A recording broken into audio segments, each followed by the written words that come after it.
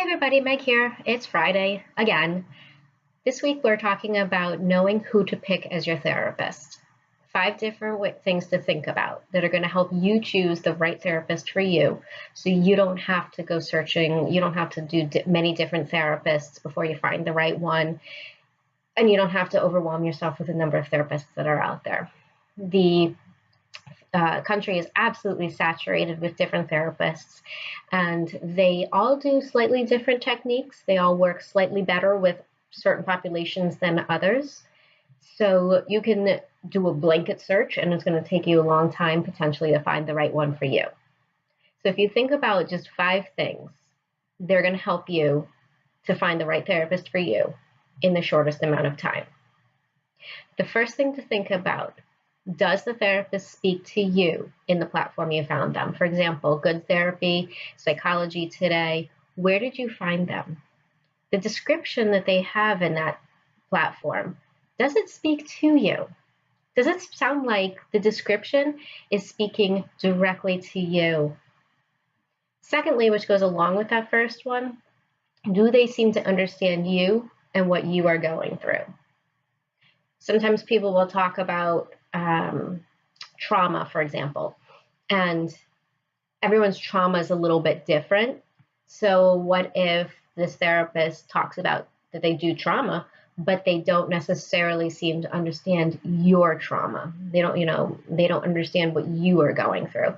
For example, traumatic birth experiences. If you're a new mom, traumatic birth experiences. First responders, the scenes that they come across, rape victims, car accidents. They're all traumas. They're all things that are going to impact you, but they might feel different. And the therapist that is working with you, if that therapist is somebody who specializes in traumatic birth, they may not know the same, they may not be able to speak to you in the same way and understand what you are going through if you are a first responder who came across a really traumatic scene. So do they seem to understand you and your issues? Is their style, number 3, is their style a good fit for you? There are a lot of different therapists that use many different techniques. Some people will do more strength-based. Some people will do more motivation.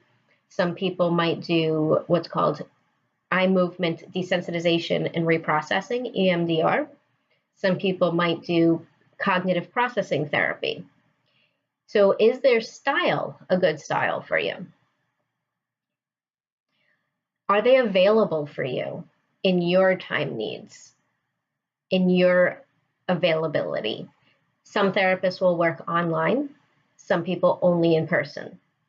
Some therapists have after hours, some people have early mornings. So are they available for you? What are your needs? Do you need a flexible therapist? Are you on a 5 and 3 schedule where you're working 5 days on, 3 days off, and you're not going to be able to necessarily get the same time every single week with a therapist? Do you work different shifts? So maybe 2 days out of the week you work first shift and 3 days out of the week you work second shift. So you're going to need a therapist that can do that. Do you have childcare issues where you can do it online when the kid is in bed, if the therapist does it online? So are they available for you? That's number 4. And number 5, which is the very, very bottom thing to think about, but it is still a very, very important thing: price. Why is price my number 5? Because your life is worth the price.